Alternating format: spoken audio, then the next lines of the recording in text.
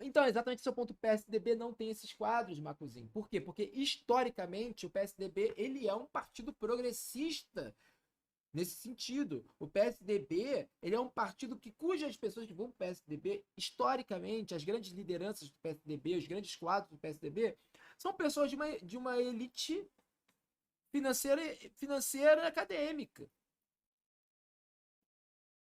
sabe? Então, assim, não tem como você pegar essa galera e falar assim, ah, agora vamos, porra, agora é do povo, vamos atirar pro povo. Tanto que esse que é o ponto, é por isso que eu falo, as pessoas, por isso que eu, cara, ah, porque de 2018 foi uma eleição muito atípica, ninguém poderia prever. Falei, caralho, bicho, é porque vocês estavam com a porra da cabeça enfiada debaixo da terra.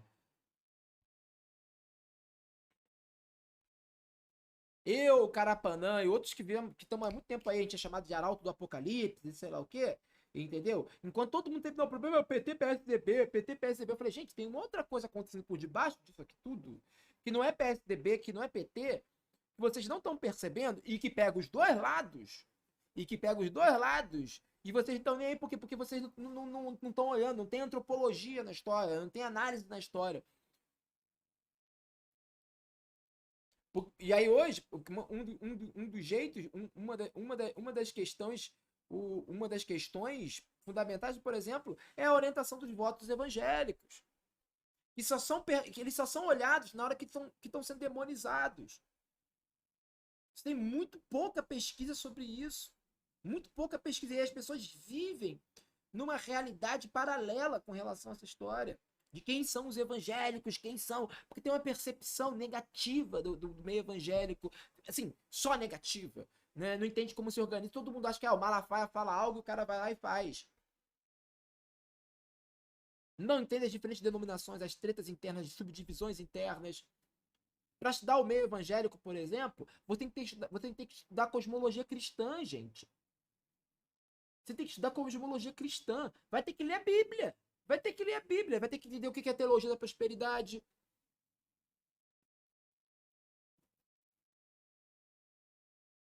E aí, tipo assim, esse é um dos movimentos. Esses movimentos de ser esse movimento. E aí, o movimento da extrema-direita, que veio crescendo, né, junto com o movimento dos olavistas, também foi totalmente ignorado pela galera analista, pelos analistas de conjuntura. A galera que em 2018 ficava repetindo: ah, o Bolsonaro bateu no teto, o Bolsonaro bateu no teto. Aí ele batia no teto, ele ia lá e construía uma laje. Nisso ele construiu um prédio. E se entender também justamente essa coisa da possibilidade de um candidato ser multifacetado. Mas ele emplacou a pós-facada? Não, ele já estava emplacando, gente. Gente, Bolsonaro, se ele não tivesse emplacando, a facada.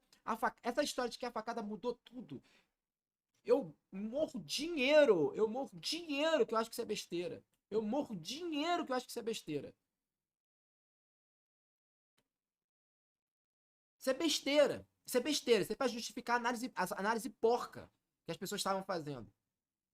Ah, mas aconteceu, caiu um meteoro. Quem pode prever? Isso aí é justificativa porca.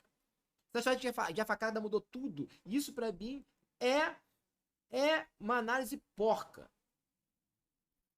Porque se ele não tivesse capilaridade, se ele não tivesse tração, a facada não teria mudado nada.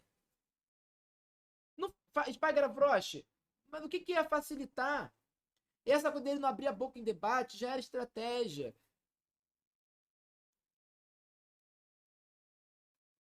A gente tem que parar, Dali Coelho, tamo junto. A gente tem que parar porque as pessoas começaram a repetir é isso que eu tô falando. As pessoas começaram a repetir coisas em redes sociais e aquilo se tornou verdade só porque as pessoas estavam repetindo. Mas quando você vai olhar para as análises, quando você vai olhar para os dados, nada justifica isso.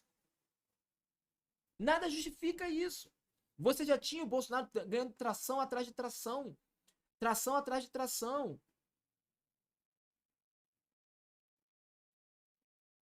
As repercussões, por exemplo, quando a Heloísa Helena, nossa, quando a Marina Silva destruiu ele no debate, você lembra disso? Deu um esculacho nele no debate. Sabe o que aconteceu? Fizeram um corte daquilo que circulou, que foi a coisa que mais circulou na época, mostrando ela como uma pessoa descontrolada.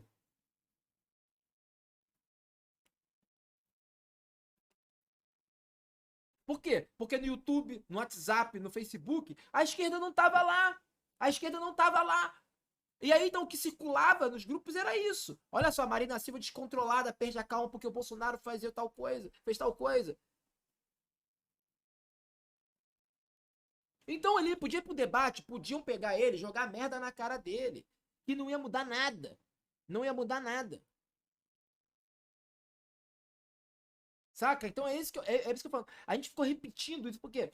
Porque se criou, assim, se criou um consenso, tipo um coro entre analistas de conjuntura que falaram um monte de merda desde 2016, 2018, estavam, sei lá, vivendo numa realidade que sei lá qual era, né? Ignorando, por exemplo, o papel das mídias sociais, das redes sociais, falando que toda semana Bolsonaro atingia um novo teto. Criou-se de um lado isso e do outro lado uma esquerda falida que é incapaz de reconhecer que, sim, que tá totalmente desatualizada, que tá, sei lá, 20 anos no passado, que tá fazendo campanha como se fosse em 2000 ainda, falando de fazer blog. E aí, quando o sujeito ganha, no lugar das pessoas falarem assim, cara, a gente tá fazendo, a gente tá igual o Roberto Carlos, estamos ruim já tem tempo, saca? Em vez de falar isso, de pegar e falar isso, não. Não, o que aconteceu foi uma eleição fora do padrão. Nossa, foi uma eleição fora do padrão. Nossa. Outro dia eu escrevi isso, tá faltando para umas análises políticas, tava faltando antropologia. Teve professor e professora de ciência política aí, de universidade, com cargo, professor titular e tal. Puto! Não, porque foi uma eleição, tem muitos estudos quantitativos e qualitativos. Uns estudos que falaram merda. Eu falo isso, digo isso e repito. Em 2018, final de 2018, eu fui para a Unicinos participar de um evento sobre análise de conjuntura. Para falar sobre e agora, o cenário, provável cenário político pós eleição do Bolsonaro e tudo mais. E aí eu conversando com um monte de cientista político, eu era o único antropólogo. Cara, nenhum deles sabia quem era o Nando Moura. Nenhum deles sabia. As pessoas achavam que o Olavo de Carvalho era uma piada. Não, porque o Olavo de Carvalho é uma piada. Eu falei, é uma piada, mas é o cara que tá controlando. Eu falei assim, piada, né? Piada sou eu, piada é você, piada somos nós. O sujeito tá aí, informando, loteou a porra. Agora tá mais fraco, mas loteou a porra do governo inteiro. Pra mim, quem é a piada? Quem é que tá rindo? Quero ser piada desse jeito, então. É aquela petulância, aquela arrogância, né? Sabe? Tipo, Então, assim, o decisivo na história é que já tinha uma atração. Por quê? E essa atração é criada porque ao longo da última década, desde antes, na verdade, o PSDB foi um dos principais arautos disso, né? A mídia, a grande mídia também, de pavimentar a existência dessa esquerda, dessa direita popular, vamos dizer assim. Pavimentar um caminho para uma direita popular. Só que nunca foi capaz de ocupar esse espaço. Eles pavimentaram, lotearam a política de uma forma que eles nunca foram capazes. Não, lotearam não, porque eles não têm esse poder todo. Mas eles ajudaram no loteamento da política para sedimentar o caminho para uma esquerda, direita popular, e não, eles nunca seriam capazes de ocupar. Aí você vai e avança. Com a emergência das redes sociais e com a própria algoritmização da vida, essas pulsões negativas, que são tipicamente exploradas pela direita, passaram a compor a própria análise política de uma maneira, se aceleraram. E mais uma vez, começaram a interferir muito na política. Muito na política. Desde 2010 é isso. E mais uma vez, você tinha lideranças políticos que eram capazes de ocupar esse espaço. A esquerda era incapaz de retomar o caminho do debate, por quê? Porque simplesmente ignorava a existência desse mundo inteiro, ignorava solenemente, né? Porque até 2019, 2020 se falava, o YouTube não cria consciência de classe. A galera adorava repetir isso.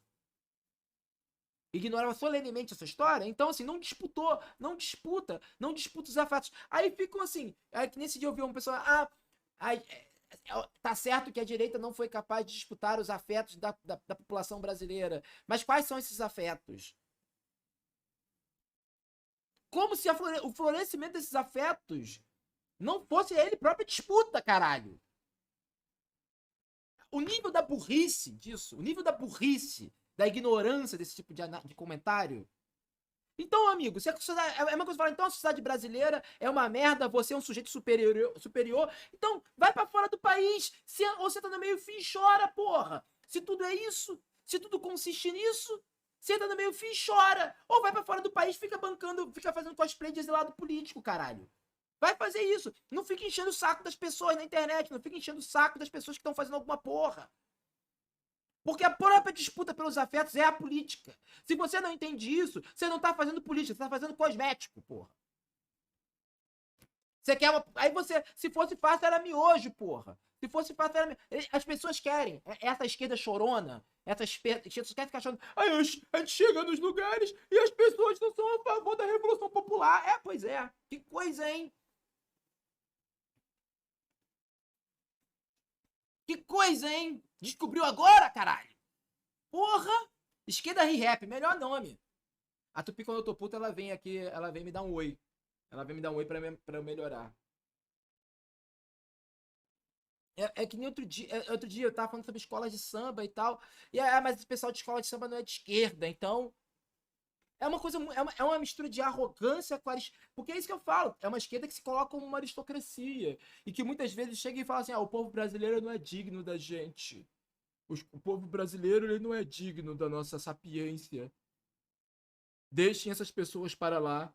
Vamos andar entre os franceses, que os franceses que são uma elite cultural, intelectual. Nossas ideias são muito elaboradas para o brasileiro médio. Então, vai embora, né? Se é por falta de tchau, mete o pé, filhote.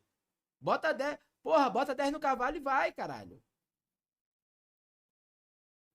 Mas o que eu falo, não tem disputa de afeto. Não tem disputa. E depois ficar repetindo, os afetos da sociedade brasileira são assim, são assados. Caralho, vocês não estão disputando porra nenhuma. E aí que vem o ponto, né, cara? Tipo, o. Quando você vai olhar pro que aconteceu no Brasil na última década, você vê a pavimentação para justamente para esses afetos florescerem. E isso tem uma relação direta com o populismo penal midiático, com esse discurso de raiva das redes sociais. Por isso que eu falo que é importante, é fundamental a gente se revoltar contra isso também. Não adianta a gente ficar suscitando isso, porque, mais uma vez, era o que eu estava falando ontem sobre o eterno retorno da Lava Jato. A esquerda faz coro.